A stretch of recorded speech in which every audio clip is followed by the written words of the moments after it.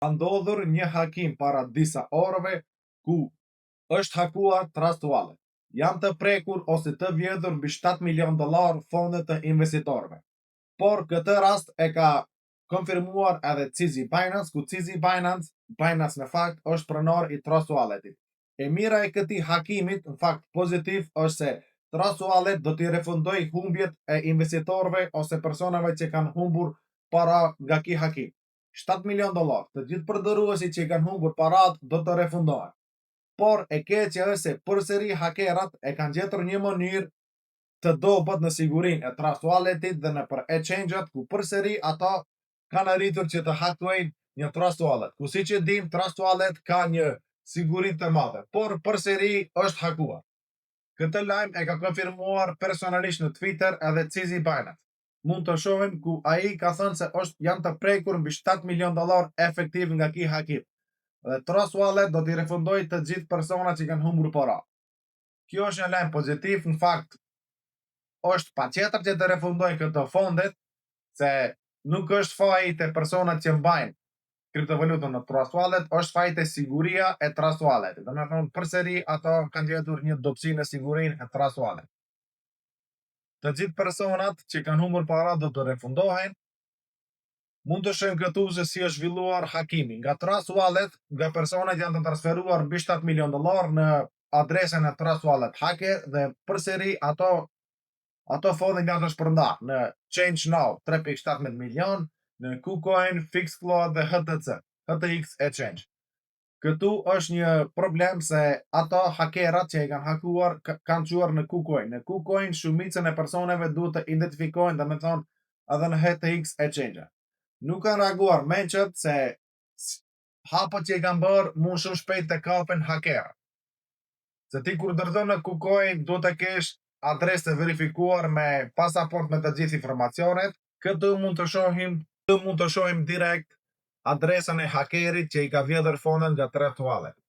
Do me thonë janë të prekura 12.24 bitcoin në vlerë prej $1 milion. Janë të prekur po ashtu 220.000 Ethereum, janë të prekur po ashtu DAO 16.000, është prekur po ashtu BNB-a 105 BNB-a, janë të prekur të gjithë këto kriptovalutat, janë të prekur po ashtu edhe USDT, USDC, të gjithë fondet që kanë pasur në dispozicion hakerat që kanë hakuar në atë moment, të gjithë fondet i kanë transferuar në këtë adresë. Mund të shihni dhe një vlerë